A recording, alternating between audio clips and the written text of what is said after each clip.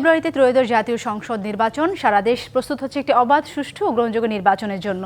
কি ভাবছেন সাধারণ মানুষ থেকে শুরু করে আগামী জনপ্রতিনিধিরা? সে কথা জানাতে ডিবিসি নিউজের ইলেকশন এক্সপ্রেস ছুটে যাচ্ছে সব সংসদীয় আসনে। এখন রয়েছে সংসদীয় আসন 123 বরিশাল 5-এ।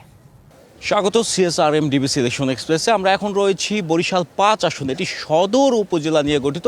বরিশালের এই আসন থেকে ইসলামী আন্দোলন বাংলাদেশের পক্ষ থেকে প্রার্থী হয়েছেন দলটির সিনিয়র নায়েবে আমির মুফতি সৈয়দ মোহাম্মদ ফয়জুল করিম।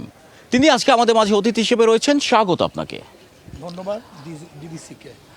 আপনাকে জানতে চাচ্ছি আপনার মাধ্যমে যে আপনি তো ভোটারদের কাছে যাচ্ছেন, দাঁড়ে দাঁড়ে যাচ্ছেন, তারা কি চাচ্ছেন আপনার কাছে? না, ভোটার আলহামদুলিল্লাহ স্বতঃস্ফূর্ত সাড়া দিচ্ছে এবং তারা পরিবর্তন চায়। তারা পুরনো বন্দোবস্তকে পরিবর্তন করে নতুন একটা সিস্টেমকে চালু করতে চায়। আপনারা কি প্রতিশ্রুতি দিচ্ছেন ভোটারদের? আমরা জনগণকে প্রতিশ্রুতি দিচ্ছি, জনগণ যেই আশা আকাঙ্ক্ষা নিয়ে মানুষকে ভোট দেয়, প্রতিনিধি গঠন করে ইনশাআল্লাহ তাদের আশা এবং আকাঙ্ক্ষার প্রতিফলন আমরা ঘটাবো ইনশাআল্লাহ। জুলাই গণহত্যা ট্রাইব্যুনালের প্রথম রায় হয়েছে আজ। এটি নির্বাচনে কোনো প্রভাব ফেলবে কিনা?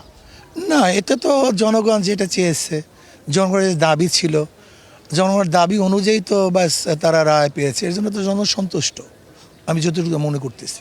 একই দিনে নির্বাচন, একই দিনে গণভোট, বিষয়টিকে কিভাবে দেখছেন? এটা আমি হাস্যকর মনে করছি। এটা ঠিক হয় নাই। একই দিনে নির্বাচন, একই দিনে গণভোট, এটা জাতির সাথে তামাশা করা হয়েছে, এটা আমি বিশ্বাস করি। আপনি তো একই সাথে দুটি আসনের প্রার্থী হয়েছেন, আসন বরিশাল 5 এবং বরিশাল 6-এর। এক্ষেত্রে বরিশালকে প্রাধান্য দিবেন নাকি ওই 6 আসন বাকেরগঞ্জকে প্রাধান্য দিবেন? না, আমি তো জনগণের কাছে সমান, প্রাধান্য দেবো কেন? যদি জনগণ আমাকে নির্বাচন করে, দুইটাকে আমি সমানভাবেই দেখব, সমান তরলেই আমি চলাবার চেষ্টা করব এবং সবাইকে সমান নজরেই দেখব আমি। এখানকার স্বাস্থ্য, শিক্ষা, চিকিৎসা, বিশেষ করে আমরা দেখেছি এবছর ডেঙ্গুর প্রাদুর্ভাব যে হারে বেড়েছে, সে হারে কিন্তু ড্রেনেজ ব্যবস্থা কিংবা এখানে মশক নিধন অভিযান হয়নি বলে জেনেছি। তো আপনি যদি নির্বাচনে জয়লাভ করেন, তাহলে এই বিষয়গুলোকে কীভাবে দেখবেন?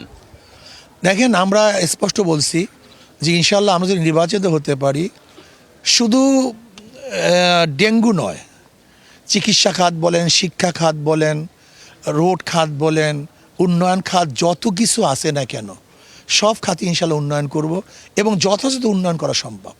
জোট গঠনের ক্ষেত্রে, আসন সমঝোতার ক্ষেত্রে যেখানে প্রার্থিতা দিবেন, সেখানে হচ্ছে কোন বিষয়টিকে প্রাধান্য দিবেন?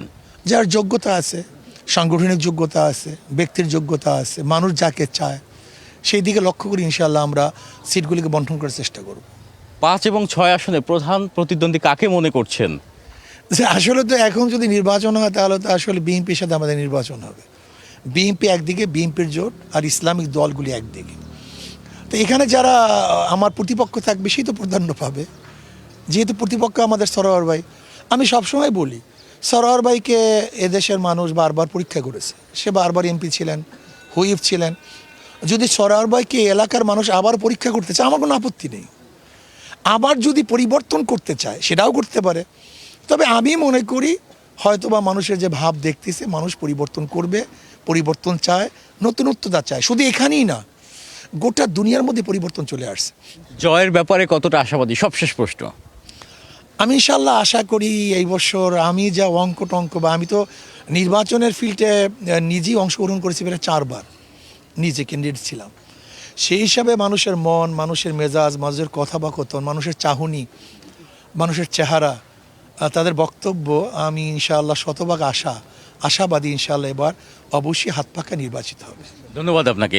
যেমনটি শুনছিলাম, এই আসন থেকে প্রার্থীরা ভোটারদের দাঁড়ে দাঁড়িয়ে যাচ্ছেন এবং তারা জয়ের ব্যাপারেও আশা প্রকাশ করছেন। এবং এর পরবর্তী বুলেটিনে আমরা এই আসনের অন্য কোনো রাজনৈতিক দলের প্রার্থীর কাছে যাব এবং জানবো তার নির্বাচনী ভাবনা সম্পর্কে। সে পর্যন্ত দেখতে থাকুন সিএসআরএম ডিবিসি ইলেকশন এক্সপ্রেস।